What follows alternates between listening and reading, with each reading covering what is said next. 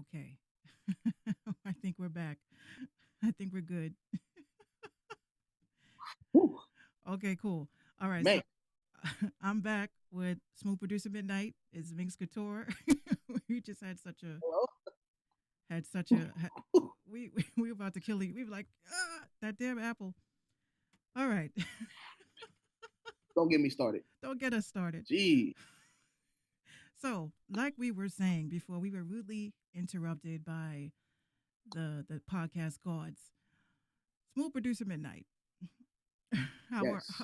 How are you this evening? You know what? I'm better now. That's all that matters. Yeah, we better now. We're okay now. We're good. Awesome, awesome.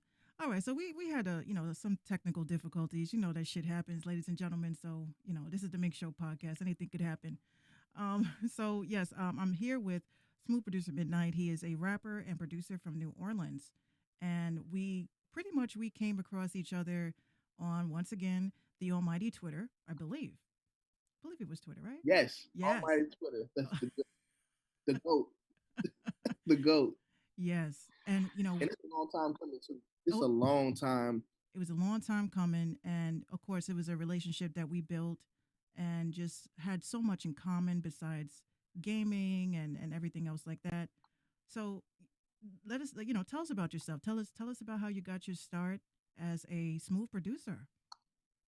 So much in common Um, besides it's gaming whew, and everything else like where do I that. start? I So think it started a long time tell us ago, around about like yourself. Tell us about how 2001, you I got your think. start. Um, Actually, before I started, my brother, shout out to Deezy, he the one who got me into producing. So he brought home Fruity Loops, and he Oh was like, "Yo, man, Lord. you should try this. You should try this." And I was like, "Nah, man, I can't make no beats." And slowly but surely, I started getting better. And I said, "You know what? Then I started to make it full time." So it was my brother who actually got me into producing. You know, I was a rapper at first. Hmm. Yep. Well, I And think then I after think a that, lot just of took us got our start with FL Studio, right? yeah, FL and okay. You know what? I'm glad you said that because we had Okay. So so this myth. so what was okay? So what was the experience like? Let's say the moment that you realized, okay, I want to make beats. I think when I started to hold on, let me turn on this thing because I got feedback. I think when I started to make beats that fit my personality, Hmm. you know what I mean? And that's when I started just saying, you know what, I should take this more seriously. When people actually started like nodding your head, see, because all your beats sound good to you, you know what I Oh, mean? right. But when other people start saying like, "Yo, that sound kind of dope," you start getting like, you know what, I could probably do this. And that's when I started taking it serious. I was like, you know what, I can actually do this. So that's what drove me to be like a full time producer. You know what I'm saying? At that point in time. Well, that's good because I think a lot of us, when we first get into production, people they don't really like our first stuff that came out. Like they tell you to try to perfect it and get better and then do all of that. Exactly. Like my stuff, like I think I played with my but for the most part, yeah, they were pretty. So, how old were you when you first started making beats? 2001. I'm 32. I would say I was young. Did you start like banging on the I was table? young. You start banging on the table and making beats in your head off of that, or was it more It was like, funny you say that because in high school, one of my friends used to say, "Hey man, every time you came in class, you had a pencil, you had your fist, and you could be like boom, boom, boom, boom." oh Like yeah, that's when grinding came out. oh yeah, everybody was banging that grinding beat. Exactly. So And that's when it kind of like, so when did you decide that okay? Because some people they get the idea that they want to start making beats, but when did you start getting the idea that you wanted to make this like a career? um, hold on, cut out that last part. What's the last part? When you decided that you want to make this a career, how did that come about? Um, I worked with this one singer overseas. Her name is Sophie, and I she was looking for beats for her album. Now Mm. at the time, I was just passing them out. No, didn't know nothing about the game, just throwing them out there. And then she hit me up and said, "Yo, I want to have one of these records on my album." It was a gospel album, Mm.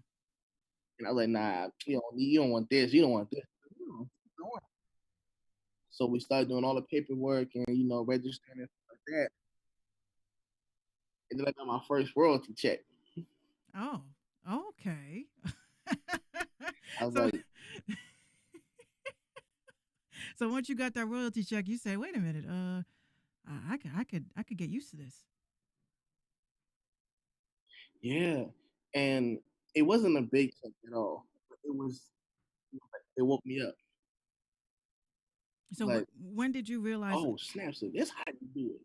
So working with somebody else, that then how did you realize? Okay, I want to start making beats for myself now.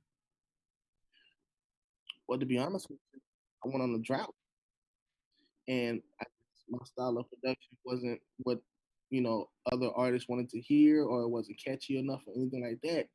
And to be honest with you, I didn't want to rap. To be honest with you, I really didn't want to rap. I didn't want to lace no verses and anything, and I just couldn't catch nothing. So that's when I started saying, you know what? I'm too talented to just let these beats sit here. Mm-hmm. Let me rap on it, and that's when I became like a quote unquote full time rapper. It's when I couldn't sell my beats. Mm.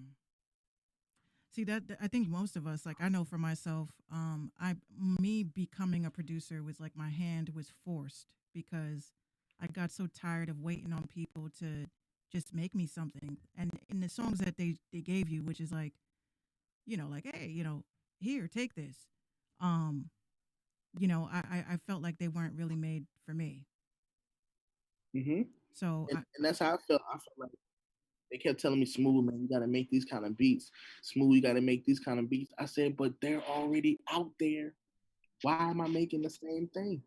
right, right. And that's frustrating to hear as a producer. Like we just had this conversation a couple weeks ago when you put like Drake type something or like that bothers us producers. Like don't come to us acting like you want something that sounds like something. Mm. So you don't like the whole type beat thing. Like don't come to me with Never a did. I don't like the type beat thing. I don't like these producers selling all their beats for a McDouble and fried and a milkshake. These 25% producers, like, and if you're gonna be a producer and a beat maker, that's cool. But at the same time, don't devalue just to try to get in. right. Well, what do you think?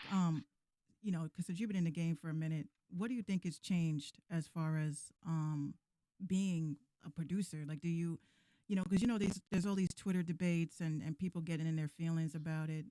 What are your thoughts on production these days? Um, if you're going to use something, use it because you want to use it. Don't use it because you have to use it. Like if you use like I hear on Twitter, oh, you're not a real producer if you use loops and kits and stuff like that. You Minx, and you make all your stuff from scratch. We seen the footage, we got the resume. Some people might be like, okay, well, I'm gonna use this loop, I'm gonna use the sample.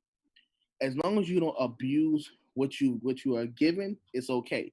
As long as the finished product is cool, you are right. But it's nothing wrong with becoming a beat maker and sliding it to a producer to have them touch it up. So if I make a loop or something, and I know you're good with 808s and drum kits, I might slide you the loop and be like, look, Minx, I got the loop and I got the on the foundation, but I need them kicks to be stronger. Right. Ain't nothing wrong with that. Yeah, because some producers they have like certain strengths and weaknesses.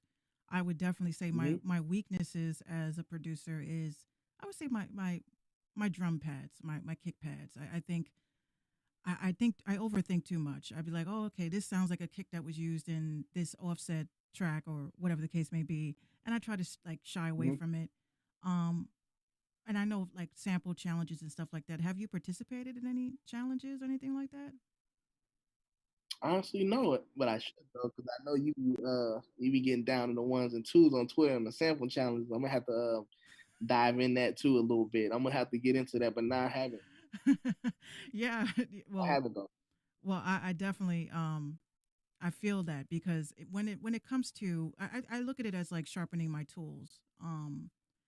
Especially when they pick samples that I think people really wouldn't rock with. Shout out to 759. She says her weakness is melodies.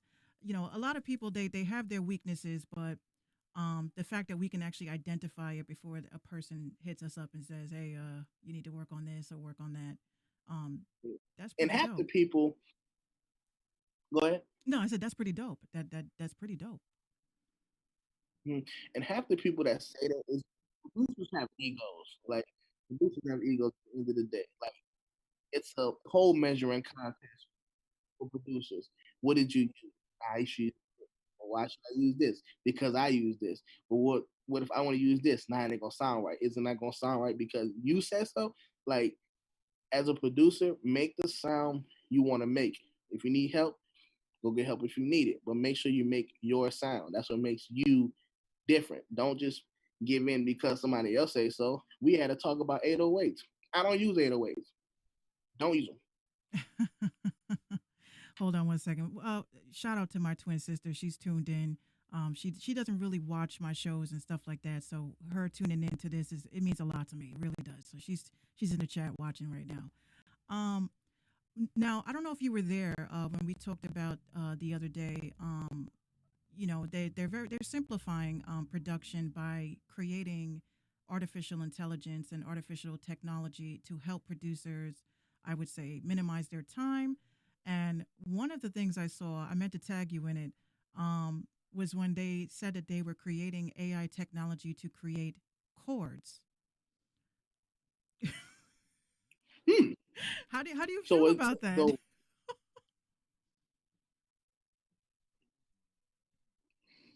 You're just like okay. you're at a So loss of they're words. You're like, creating. wait a minute. Yeah. Okay. So they're creating artificial intelligence for chord, right? For chord progressions, yes. Why? Well, I will say this company was calling every producer that said that was quote unquote lazy, a hater because they Hmm. felt like because it's not just the chords that they're grabbing, they're also grabbing drum tracks from already existing tracks that are out and changing. You just a press of a button, you can make a beat pretty much. How do you feel? No. How do you feel about that? Nope. Because I still feel there's a human element. That's like in baseball, they're trying to get rid of like, oh, we trying to get rid of that, trying to increase more instant replay, but and decrease the referees in baseball. You're getting rid of the human element in production by making it too easy. You already got kits, you already got loops, you already got samples. Now you want someone to come up with your chords too? Well, I know that Ableton Live, Ableton does that. They literally showed. I shared it on Twitter. They showed where these people were jacking chords from existing songs and just changing the instrument. Ridiculous. That just makes it now the game comes to the point where it's too accessible. Right.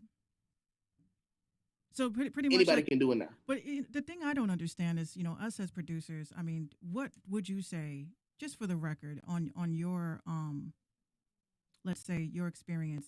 What is the difference between a producer and a beat maker?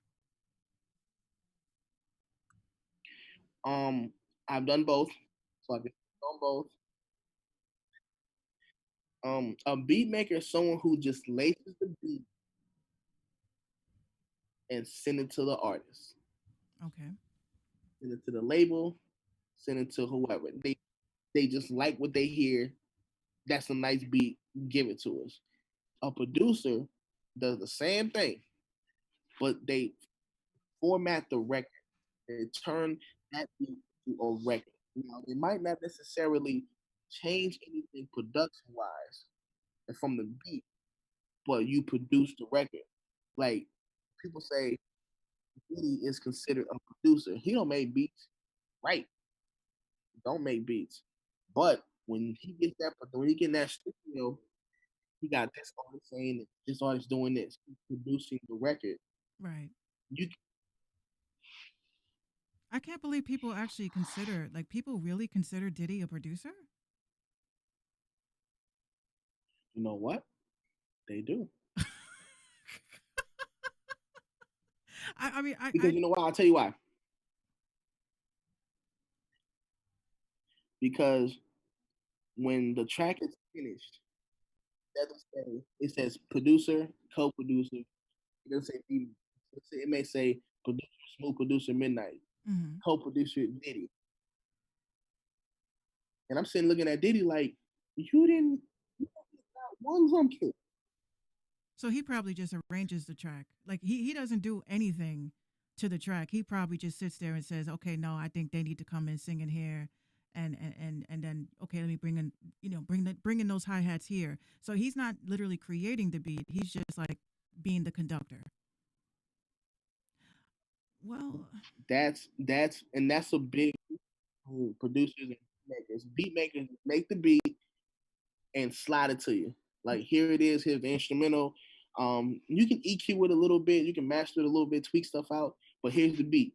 And then when the song gets published and everything, and the credits start rolling, and you look for your credits in the song, people like, hold on, I thought I was the only producer.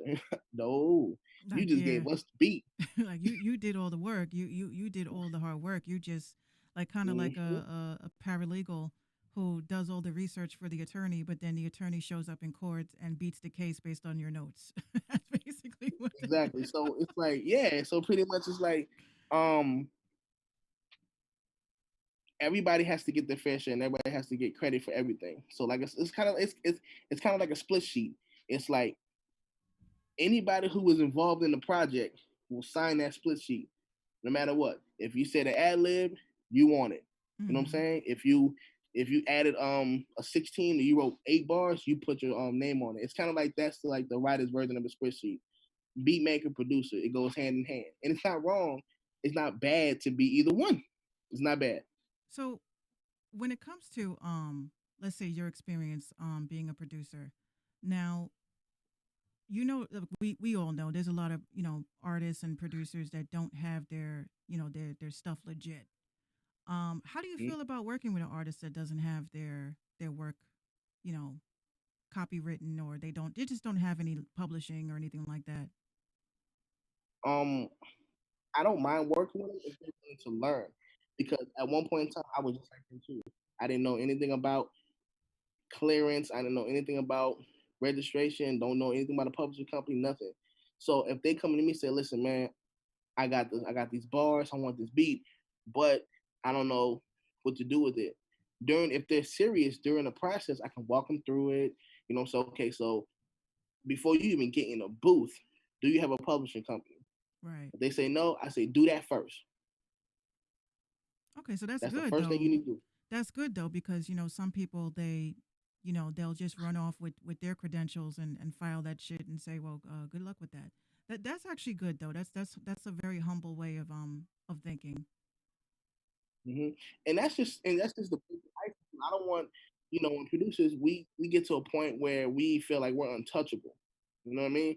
Like especially when you've been making beats for so long, then somebody come that don't know nothing, you don't even know how to do this. Nah, man, break it down. You know what I'm saying? Because then they'll be more appreciative. Then they'll come back to work with you like, hey, man, listen, man, I didn't know anything about none of this, and he actually took the time out and broke it down with me. You know what I'm saying? So we just got to get off our high horse sometime and just humble ourselves at the end of the day and be like, look, we was right where they was 3, 4, 5, 6 years ago. They know nothing. Spread the knowledge. That's how everybody eats. Well, why do you think because in these whole walks of life of being an artist, why do you think people just don't want to help other artists get themselves legit? Like why does it take like platforms and people like me to make something happen in that sense? Um, I think people are get a little nervous when someone more talented comes in the building. Right. You know what I'm saying? Like you, for instance, you say it all the time. When you post your stuff on the stories and Instagrams, you know the blue you know the blue checkers are watching. Blue check motherfuckers. It's Right. like You know they watching. And that's why we're like, it's hard to say it sometimes because you know what I'm talking about. You can't just post everything everywhere because at some point in time people might take that as a threat. Even though you're just trying to get your name out there, you're just trying to promote your beats the best way you can, honestly. And some people might see that as a threat. So they're like, nah, we ain't gonna work with you. It's not because you suck, it's because they feel like, you know what, if we put him in a position to thrive, he just might pass us up. Right. Well, that's actually good though. As far as like where you're from, like do you work with artists that are like in your area, or do you just work on online? Like how do you, process your how is your process of Um, being smooth producer midnight? I look for artists who are serious about moving to the next level. Like I think a couple years ago, 2019, 2018, I linked up with somebody in Miami. Shout out to McCleasy. And he took the beat and it made his album. You know what I'm Hmm. saying? And that was all the way across the country. I was in Cali at the time, still am. So I don't mind working with anybody. To be honest with you, it's just that are you willing to take that next step? Are you willing to take that jump? If I send you the beat and you lace the track, it's just gonna sit on your hard drive. Are you gonna toss it to a mixtape? Or you gonna register it and copyright it and put it on the album? The more serious you are, is the more serious I take you. Now, if you just want to beat just to get a beat, then okay, we can play that game. But Right. I make beats for albums. So you're more like you're kind of like me in a sense. I make beats for the purpose of if I work with an artist, I want that artist to be more than just a one hit wonder. I want to develop like Mm-hmm. a working relationship with them and build a project. Like you're a project producer. You want to build projects. You don't just want to say, hit it and quit it and give me my split sheets and run me my papes type shit. So that's what sets you apart from other producers, which I think is very, again, noble. Right. Um, what is your experience like with other producers that you've met along the way? Mm-hmm. And that's one thing I always want to emphasize is that take pride in what you produce. That too, yes. Don't be just throwing stuff out because you're trying to get a catch. Take pride in what you do. Yeah, because a lot of the songs that I hear, like people send me beats all the time. They think that I'm an artist looking for beats, but when I hear them, it just doesn't really sound like they're putting a lot of like effort into it. It's just thrown together, and hopefully somebody will buy it and breathe life into it, as opposed to, like us producers, our job is to help an artist facilitate their goal. If you're using an artist to push your beat, like it was never like that before. Usually it was the producer that pushed the artist. Now it's the artists that are pushing the producers because it's just such a saturation of beats online. Yeah, it's that's why I kind of like push my not all the time as I used to. I used to be throwing them out, throwing them out, throwing them out. Now I'm more strategical. I listen to what's out and I say, okay, let me shoot beat to this person. And they go, oh, yo, that'd be dope. I changed the way I approach the beat now. You know what I'm saying? Like you said, the artists are trying to dictate what's going on now. And Right. way back when, it was the DJ. It was a DJ. It was always a DJ that you DJ first. DJ. that's why I say that the three one of the major relationships that artists need to make is a relationship with a DJ, because if y'all not cool with DJs, there's no way possible. And speaking of DJs, I do recall, I think it was either last week or the week before that, you had your song played on a major platform. Yo, that was dope. Tell us about it. First of all, I want to know how it went down. I want to know how it went down and what was the aftermath from it. Um, I sent it to MP3Wax first, and they picked it up and said, "Hey, put you in there for a spin." I Hmm. said, "Cool." And I'm thinking, nah, my spin gonna be months because they get submissions all the time. Yeah. So I'm taking a nap, snoozing. I get an alert on my Instagram. It was DJ Epps. I was like, "Oh snap!" So it was on the story. Another story was on the IGTV. And listen, when I tell you I was juiced. I don't care what nobody say. I don't give a damn. I was pumped up because he was spinning it, and it was like live reactions coming in, and I was like, oh shit, that's my record. And people will never know how that felt. Like when, and this ain't no, and just to let people know, I gotta look in the camera for this one. Just to let people know, this dude is worldwide, internationally known. All right, so this ain't no DJ that be spinning the back of his trunk. Now he be traveling, Mm. and he worked with some of the best people. So for him to spin my record and keep it on his page, most people spin your record and they kind of like kind of like delete you off the back burner. Yeah. Nah, he spent it and he kept it. It's still up there. You can go check it. Wow. And that was a humbling feeling like, damn, dog, like your record really got spun. So where do you think that it's going to go now? Now that it, are you going to push for different platforms to get it played on, like bigger platforms, or Um, that's the goal for the summertime after this damn quarantine situation gets out the way. hopefully? The goal is to push that record because I believe in my heart, man. We talking about this now. I think this gonna be a record for the summer. That's just I believe. Ain't nobody can shake my confidence. Ain't nobody can tell me nothing otherwise. Ain't nobody can shake my faith. I truly believe that that record is gonna be dope by August. Well, speaking of records, um, we had an interesting conversation that I feel that your song "Joke and Slide," I kind of think that Drake slid off with that. What what was your thoughts when I came out with that idea? Because that song is not allowed in this house. I only play "Joke and Slide" in this house. I'm dead ass. I don't play that. I don't play that Drake shit in this house. Right. It's very then You Can Slide is old. It's an old record. And like you said, the Twisted Slide came out, and I was like, damn, I know he, I know it, man. I don't want to believe it. I Well, don't want to believe it. I let me tell you, when I first heard it, because I haven't really spoken to you about this is my first time actually talking to you about it. When I first heard it, I was playing GTA 5 and my man walks in and he's playing it. And I turned and I said, that sounds like Smooth Producer Midnight song. So that's how you guys know. Like, I'm very invested with the songs that are sent to me, and I get stuff that jogs my memory and says, this something's not right. So I was like, at first, I played it for my man. I said, listen, I said, this is why I don't want to hear that shit because here it is, and this is what Drake came out with. So he says, you saying that Drake stole his song? I said, I didn't say Drake stole his song. What I'm saying is that the cadence is the same. It's the same idea, and it's like no matter how much you want to downplay it, and everybody wants to call somebody a biter and shit.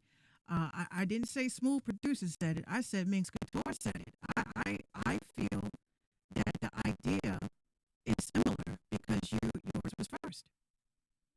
Hmm. And but the between my record and his, my record is coming from a culture standpoint. In Miami, it was a movie called the Juke Movement around 2000. We'll say 7 to like 10 or 11, Hmm. and that movement was huge. It went from Dade County all the way to Duval County, Miami to Jacksonville, and it everything in between. So that song is old to all those artists that made that music and made that music. So All the that people that in that was Miami, that all was of a them. move. So basically, the Jook was a movement down in Miami. South Florida, all of Florida. That's uh Miami, Fort Lauderdale, St. Pete, Tampa, Orlando, Jacksonville, all the way. That's weird that you say that though, because I do notice that Drake has sticky fingers. He there's a couple of artists that I deal with that I work with, and I've heard literally their ideas taken, and it's a shame. I mean, it makes you kind of wonder that during this quarantine, are these executives sitting around and hopping, the blue check mofos hopping through stories and trying to hopefully in their minds, jack somebody that don't have their business straight. That is true. And I noticed that recently my story getting a lot of blue check lately, and as you can see, I stopped posting on there. Right. Right. But there's Mm-hmm. also They there's ain't getting also me. there's They're not also getting a lot of targeting bots, which I do know celebrities are desperate now. They want to stay relevant. They want, people to be excited about, oh my God, somebody looked at my story. And, I get them, especially, when you put polls and stuff like that in your stories and things like that. Um, how do you plan on like moving forward, like with quarantine, as far as like dropping new projects or maybe getting some videos done? Because I know you're kind of a triller head. me. Listen, You love I'm actually Triller. going to use songs recorded. Videos will come later, but I want to make sure my foundation is solidified. So I'm definitely going to have some new music first, stumbling all over the place, and then the videos, and obviously the promo. It's a machine, you know that it's a machine. People think, oh, just get the record, drop the record, and you'll be fine. Nah, it's a machine. It's calculated. Right timing plays a factor. Something coming up, team about to get lifted. A whole lot of people out trying to have some fun, and you got to think about that too. It's strategic too. It's not just it's definitely got to sit back. And do you still do like your beats on lives anymore because of this situation, or do you just like say F it, I'm still gonna do beats and showcase my work? I'm still gonna do beats at the end of the day because that's what I love doing. I would do it for free. I See, would I would love to I would love to honestly I would love to do more free stuff, but the game is grimy, man. yeah, because I know that a lot of producers like they are using this quarantine time to show how they make beats on Twitch or Facebook. I know there was like at some point you were showcasing your beats that you've already done. Do you plan on doing like a compilation album or probably mixing it up with some artists that you've met online, or how do you plan on it? That but it's all about the timeline of the artist. Like I can send out beats right now, mix like right now, Friday, right now, right now, right now. And I hit him up next Friday. I put a post on Facebook. Hey, everybody I sent the beat to, I saw that. um, oh man, I haven't even gotten to it yet. I'm gonna get there. No, that same energy you sent me about that, the same message you sent me that same day. I'm looking for artists for beats. Post 5 seconds in my inbox telling me, "Hey man, send it over." You need that same energy when I request them back because it's not fair. Well, why do you think that happens? I do notice that a lot of us that give away beats, we have so much trouble just getting the project done. I mean, what do you think is the holdup with these artists? You think that maybe, they think their shit doesn't stink, or Yes, that's what honestly artists got egos too, and they feel like, well, not only did I get the beat for free, I got it quickly. So I'm gonna just take my time with it and chill out. Now that's not what some artists, they drop the 16 or drop a song, hit me back within 2 3 days. Hey man, how you like it? It's dope. Then you got the ones that you get a beat from. They get a beat from you. You'll hear from them for the rest of the month. And then when you actually reach out to them, oh man, nah, I had some things going on, but I'm gonna get to it. No, how about you give it back to me? see what I started doing now is that when I see that happen, I just hop on that beat and put it out there, and then I just wait just to see what they say. Oh my God, that was my beat. It was your beat. Like, how was it your beat if you didn't do anything with it? Is it supposed to just collect dust? And it's just like those types of situations that make being a producer very difficult that I've noticed. Yeah, and that's another artist too. Look at the camera for this one. Buy the exclusive rights. Yes. Okay, buy the exclusive rights, and trust me, it'll save you a lot of legal issues down the road. Don't think that you can get a beat that you got from 2010 and another artist buys it in 2020 and he drop a record and the single is dope, and but you drop a record, don't do nothing with it. You got to answer to him because he got the exclusives. The exclusive rights. What do you feel about leasing? Like when people lease beats, how do you feel about that? I mean, you can lease them as long as like producers. I give them a heads up. If you're gonna lease beats, keep your tag on them. If they don't like it, buy the exclusive. Keep your tag on all your leased beats, unless they're doing it for a mixtape. If they're doing it for like a mixtape and they ain't making no money from it, and they just throwing it up on like that pit for something, okay, you can remove the tag. But once they start selling it, they got a limited distribution on all these beats. I think it's like, well, no one sells CDs like that. I think it's like a certain amount of downloads you can have before you actually have to get the rights to the beat. So, but if they're just putting it on a song, that's fine. That's cool. Leasing is cool only for mixtape purposes. They talking about albums. I'm gonna need that album money. Yeah, that's the like I think one of the major differences is, it's just I feel like it's a lot harder these days with so much talent. And there is a lot of talent out there, but how would you feel if a producer an artist came up to you and they said to you that they wanted you to produce a record for them, but they have no talent? Well, that's good. That's a good question because I work with anybody. I can't just see anybody. I ain't gonna work with because they ain't got no talent. Because there's a lot of people with no talent that get where they want, get where they are by hard work. That's true. And if your worth ethic backs up your determination, I can forgive the talent. We can figure it out. So you're well. That's actually a good answer because as a producer, I would say that a lot of us have to work harder with trying to find the good in the artists that are trying. They if an artist has a cocky attitude, I don't work with them. I feel like our personalities would clash and it just would not produce a really good record. Um, but back to your name. I know we wanted to talk about that in the top of the show. How did you come up with Smooth Producer Midnight? What's the story behind that? Um, Actually, it's legal issues. Actually, I couldn't use smooth, I couldn't use producer, and I couldn't use midnight because there's a bunch of names like that. Hmm. So I said, if I combine these two together, it's gonna be long, but it's gonna be memorizable, and people need to know who it is because there's only one smooth producer in there. Right. So you, So you put it all as that's how you I put it came up all with as one. It's all one word. it. It's all one word. Like when you look up producer midnight, well, I'm the only one.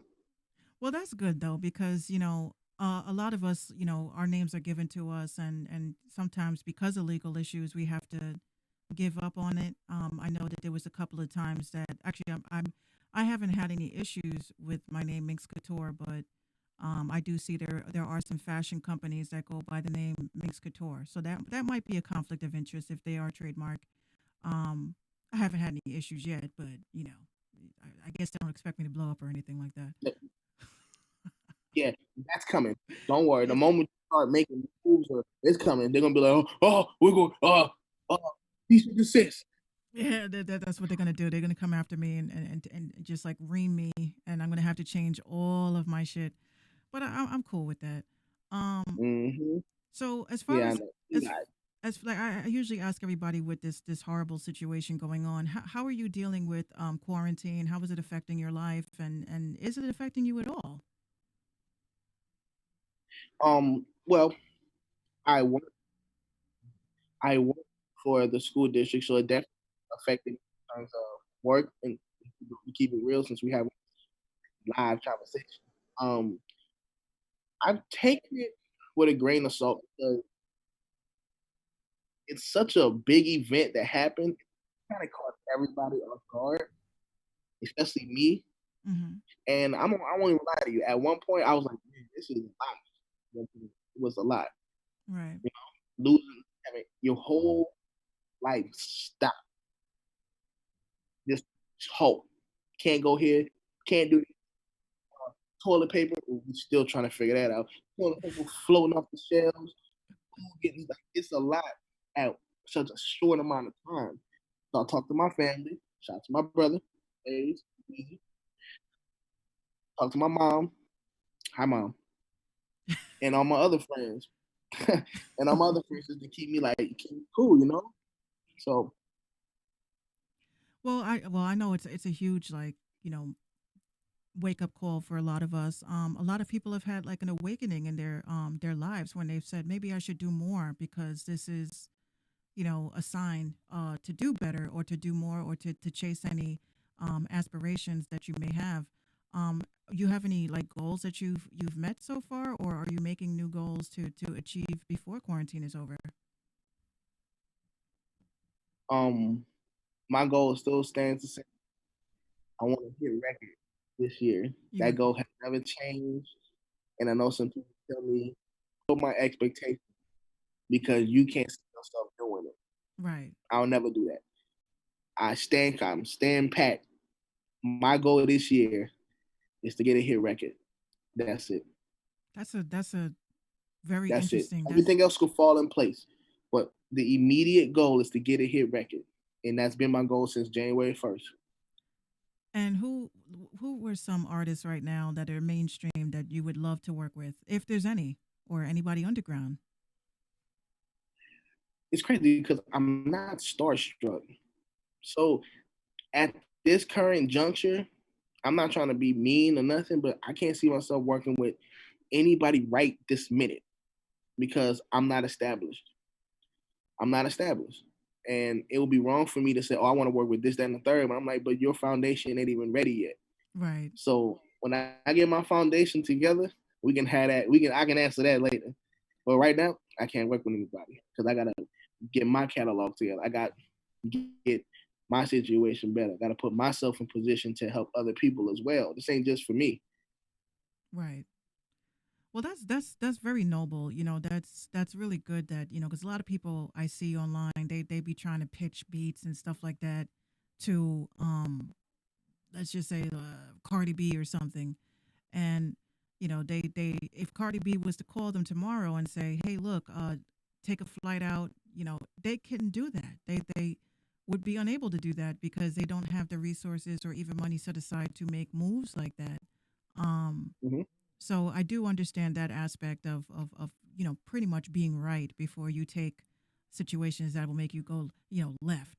Um, but other than that, like what are some advice that you have for up and coming producers if you could break it down for the males and the females? If you're a female producer, man, we're gonna start with y'all first because y'all out there. Y'all don't get as much credit as y'all should, but they got some female producers that can outbeat the men. And that's just keeping it honest. That's just keeping it real. I heard some female producers on Twitter. They got some heat and they coming. So just to let you know, that's for y'all. But for everybody else, just make the music you want to make. Stick to your guns. Make the beats you want to make. Somebody's gonna like them because you are a reflection of your beats. You know what I'm saying? My personality is in my production. They like you, they're gonna like your beats. And don't try to come off as a producer first. Don't just walk around like, yeah, I made beats, I made beats. Because 99% of the time, people really don't care. They don't care about who's cooking it, they care about who's serving it. But if you Right. come to people like humans instead of products, you be all right. That's actually good advice because a lot of people don't know how to come off. Like, they're like, "Oh, you guys are always telling me I did something wrong and nobody's ever telling me what to do right." And I think you broke it down so simple to actually be successful in this business. Just enjoy what you do. Stop trying to emulate what's been done. That I definitely agree with. Um, and Mhm. to oh, here's the other thing I wanted to ask you. You're actually doing curations now. Yes, I am. So everybody that does tune in, you guys can reach out to Smooth Producer regarding getting your songs possibly playlisted with him. What is the best way for Oh, people to reach out to you regarding that? well, if you want to do that, Smooth Producer, that's first. It's the UGM playlist, UGM Hip Hop. Okay, James, I got it in there. Okay. The plug is in there. There you go. Hit me on Twitter, DM me, and man, we'll get you on the playlist, man. Rocking. Oh, shout out to them too because they were tuned in over at YouTube. Shout out to UGM. Um, and do you have any final thoughts or anything that you want to add that, and also let everybody know the closing song that we're going to have today and how you came up with that. First I want to first because this been a long time coming, and I know the situation isn't ideal for anybody, but of course we have the technical difficulties. But for us to come together and deliver an interview in this situation, I commend you for your commitment. You got it done. Oh, thank you. So, now the second part you kind of cut out. So what's the second part of the question? Yes, I was saying the closing song, how you came up with it, and why that's your closing song for your episode. Um, I just want some fun, man. Like at the end of the day, I'm a fun artist. I'm a very fun artist. You know, I'm not with all that. They got enough rappers doing dirt out here. We ain't really know a few rappers, and one of my biggest inspiration artists, R.I.P. is Heavy D. I'm out of my music after Heavy D. If you haven't noticed, Oh yeah, that you know what? Now that you put it that way, I do see it. Okay. you know, and that's my music after Heavy D. And the New Jack Swing era, and I was like, man, he was a big dude. He could dance. He was positive. Sound like me. That's actually good because I should. That's what one of the questions I wanted to ask you is like who was like who were like your influences in production and how you do your songs. So Heavy D. That's one of my biggest influences. Heavy D. That's one of the people I always want to work with. He's not here, but that's one of the artists I would love. I would love to work with. The New Jack Swing era was so dope, and actually, I have a song about that. Kind of move was from the New Jack Swing era. That one. Oh wow. You know what? Now that yeah, you're right. You're I'll right. be sure heard that. You're right. I forgot about that. Oh my gosh, I feel so old. I'm like forgetting shit that I should like know like right off the top of my head. Yeah, and when I put trying to move, I put a snippet on Instagram. I tagged LB Shore. He was like, "Oh, so you doing it for the New Jack?" I said, "Man, y'all raised me." Oh, he wrote back to you? Yeah, he replied. I got man. I got receipts for all my kids. Oh my god, that's what's up though. That's what's up. So, the closing song is going to be Flashing Lights, right? Mm-hmm. Okay. Now, flash your light. Shout out to Deezy. I don't know if he watch it, but shout out to Deezy. He had to be playing. The bridge was already playing, and I was just like, flashing lights. I got it. Hit the record button. Hold on. Underground Mike, what is your go-to inspiration when creating a beat? Um,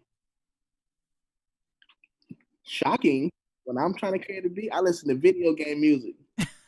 Me too. Yep, video game music. You heard it here, right, folks? When I'm in a funk or I need some inspiration, I turn on some video game music, and you'll be surprised what these composers can do. They ain't even producers; they're composers. That's Right. a whole different category. That is true. It's one thing to make a beat. It's another thing to be a composer of like a freaking a musical scale. Like you own a scale type of thing. Exactly. That's some god tier music. Like when you talk about video game music, that can spark up instantly creative juices in anybody. That's good. That and what particular games in general like Zelda? I know Zelda's mine. Uh Woo. Makes we'll be here all night. So I'm gonna just keep it short. Um, Streets of Rage 2. Street of Rage 2. I saw you playing that. You was going in with that. Hey, I'm out here busting. Street of Rage 2 has some of the best music, and it's coming from the Sega, and that's in 1991. Mm, that's That's throwback. my go-to. That's actually really throwback. Streets of Rage. Damn. I was talking about that a couple of weeks ago. And it Yeah, man. I've been a gamer since Nintendo. So when you talk about video game music, that's a whole nother show, man. That's a whole nother show. Well, You'd be here 3 hours. don't get me started because Super Mario's World, they had some nice little chimes and shit. I would love like my favorite level. I think it was Super Mario. I think 3, but it was on the I think it was Mhm. on the Super Nintendo in space. Okay. They were in space, so there was like a little space sound. Do, do, do, do, do, do, do, do, do, do, do. Oh, Super Mario World. Yeah. I was like, yo, I gotta sample that one. I gotta sample Yep. that. I know And what you're talking about. Yep. I know what you're talking about. yeah, it was on the handheld device, I believe. Oh, the Game Boy. Yes, it was on Game Boy. Um, this was the one that was released around the first time Wario came out. But he had to. Oh, Super Mario Land. Yes, yes. When he went to Yeah. space, that song. Yeah. All right. Yeah. Do, Okay. do, All right. Yeah. do, Okay. Yeah. Okay. You do, know what do, do, do, you got it. I was like, yo, I Yeah. have to do Okay. something Yeah. with that. And I my got you. my other favorite one is it's always something that has to do with planes and shit. Sonic the Hedgehog 2, when Tails and Super Mario were on the plane. Do do do do do do Oh, do do. Sky Chase Zone. Yes, that I know one. it, man. Man, listen, that's a good one too. That one. I'm surprised nobody has done anything with that one yet. Well, don't say it too loud. Knock on wood, guys. uh, Yeah, knock on wood. Don't say it too loud. or I may have to work on that shit tonight. Um, but definitely, I will say, from everything I've heard from you, I can just tell like you just have so much fun putting together your projects. It seems like an experience. Do you do most of your work at home, or do you go to the studio to work? Now, all my stuff is on my handy dandy 2009, still going strong laptop. Shout out to my brother for giving me the kits and all the tools and stuff like that to add to my collection. I will, like I said, I'll give him a ton of credit, man. If it wasn't for him, I wouldn't be producing. That was Oh, easy. I know you're watching because you called. oh, that's so sweet. Especially when we have siblings and family members that do support. That's very rare, especially in today's world, to have that unless they're supporting you because you're about to blow up and they want a mansion or Lambo. Um, we get that, but to see that support that your brother actually pushed you and pushed you to be the best producer you can be, that's really humbling and Yeah, that's exciting to it, have. it was him and my older brother too, Blaze John. They both played, a very big part in that because he helps me with the production. I just call him up whenever I need him. And my older brother, he give me advice, stuff like that, telling me to keep going. So, I got a very strong support system. And start off with the roots. And never forget where I came from. Oh, that's what's up. And you say you're from New Orleans, but where are you residing now? In California right now, Sacramento, Orlando. I'm gonna be in Texas. Oh, so you're gonna be worldwide soon, huh? You probably will. You Yes, you I'm probably worldwide. speaking it.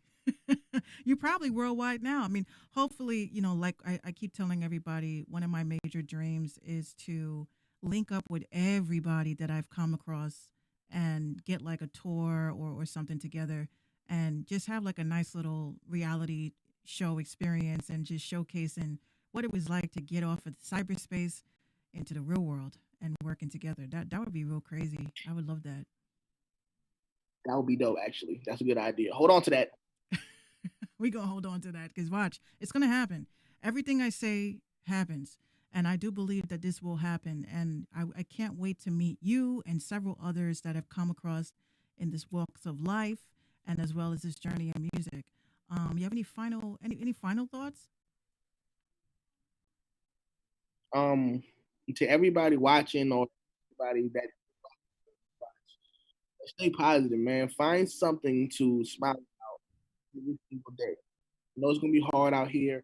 I know a lot of things is going on, but try to find something to smile about. Whether it's calling somebody, as you can see in this pandemic, the country just let people know who's essential and who's not, and that can take a Exactly. toll mentally on a lot of people. So try to find something in yourself to smile about. If, and take the small accomplishments and just go to the next level with that. Your accomplishments are your accomplishment. Nobody else. Be your biggest fan. Be your biggest cheerleader. Oh, that's so sweet. I needed to. I think personally, I needed to hear that because sometimes I'm very hard on myself. Uh, very hard on myself. I try to be perfect, and I know I'm Yeah. not, but we'll get there someday. Perfection. Well, I definitely want to thank you for coming on, Mm-hmm. especially on a Friday night. I know everybody's turning up. I know I'm about to probably get on some Sims and shit later. Uh, Who's turning up? We ain't got nothing to do. turning up in the crib, having the little clubbing. I look forward to in the next couple of weeks or so from you. Oh, it's gonna be real cool, man. It's gonna be real cool. I don't like making promises. I just say when I post something or when it's done, I will post it, and that's my receipt. I always got receipt of all my claims. I don't make no false promises. I don't be out here perpetrating. If I post it, it's done. Definitely, definitely. And I like that whole mentality because sometimes when you hype shit up, I see people they hype shit up and they don't get as much support as they thought that they were. And then when you just drop shit on people, and then they're like, "I can't believe you did that," and they're more supportive. It's like reverse psychology. I definitely see the reverse psychology in that. Just wait. Just be patient. Some people want to post so quickly and don't even like. Nah, just be patient. Like I don't post nothing until it's confirmed. Like this interview, I didn't post nothing. I didn't say anything until about 30 minutes before we start. I'm Right. going live. Right. I do the same thing now. I don't even promote, my shows. Like it's all trial and error when you're in this business. And now that we're in an era of, a bunch of celebrities, we're in competition even more for to be seen online. So Right. it's like at this point, just go live. Just go live and maybe a good 5, 10 people, 20 people may tune in. I do know that Takashi 69 was supposed to be going live as well, so we were in combat with that. Underground Mike says encore, encore, keep the show going. You can play The Sims on Monday. How dare you? Shout out to the team, man. That's the team. We got a good group of artists on that playlist. Everybody respectful. Everybody does what they need to do to push the platform, and that's a good team to be a part of, man. That's a good team to be a part of, and I'm proud that they made me the VP. And I'm like, I ain't never did this before, so that just shows you that you never know, man. You never know. Don't be scared. And it also shows that Underground Mike's really does trust your judgment as far as what you think is hot and what's not. And I think that that's a big that's like a big thing to uphold. And even for myself, I've been challenging curators like, I'm ready to go head to head. I'm ready to start like the first installment of the battle of the playlist curators. I want to see whose playlist is better than mine, and not one crickets. It just was all crickets. I was like, oh, y'all don't trust yourselves. Man, they probably don't. I mean, like we just said, man, they might be intimidated because certain people have a good ear for good talent, not just music, just talent. And when you got a talented roster on your playlist that rivals some of these quote unquote popular playlists, they're a little scared. Yeah, They're a little scared. yeah. And we already know this. There's like so many playlists that are out there. There's so many playlist curators that are out there, but unless you have a really good ear and you're actually curating, you're not just adding people because they're following the playlist. I really take my hat off of those people because they don't understand how tedious it is to actually keep a playlist updated and as well as hot. Mm-hmm. So yeah, yeah, Exactly. And definitely. it's not easy. So Yeah, it's not easy, and it's sometimes it's tough, because you don't want to tell somebody no, but then you have to think about the sake of the playlist. That's very important. But I'm glad that you do it. I'm glad that you're in my shoes, so you understand how difficult it is. I'm managing, I think maybe 15 playlists, and Underground Mike's has really good talent as well. So to keep that curated is probably oh my god, like I'm definitely gonna I see Underground Mike's is right in. Um, he says made me realize about engagement over thousands of bought followers with no engagement. Yes, yes, engagement is very important, very important. But get artist engagement. Don't worry about the likes, worry about the comments. And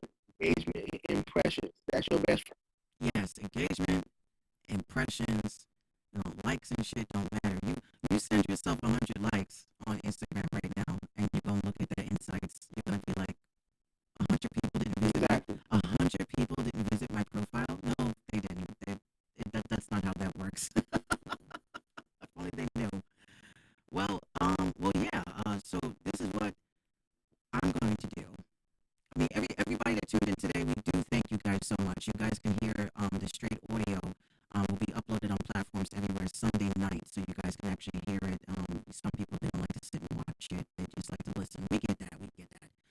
But I definitely do want to thank you. I definitely want to thank you for coming on tonight. It means so much to me, especially in these times, to keep everybody entertained and, of course, understanding who's hot out here.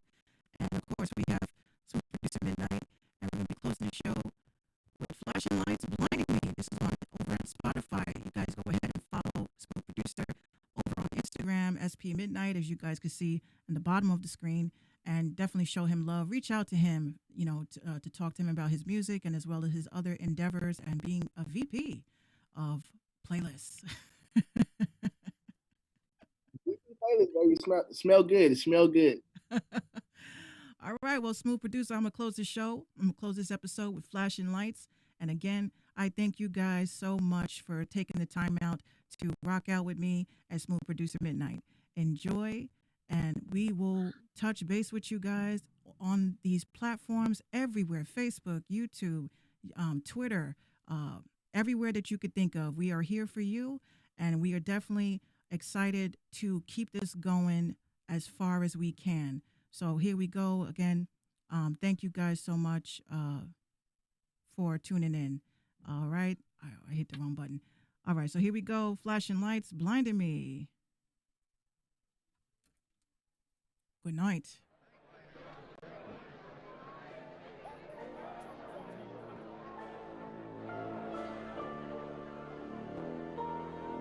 Smooth. Black your life till they blinded me. Say it's on, man, nothing to see. Black your life till they blinded me. Say it's on, man, nothing to see. Black your life till they blinded me.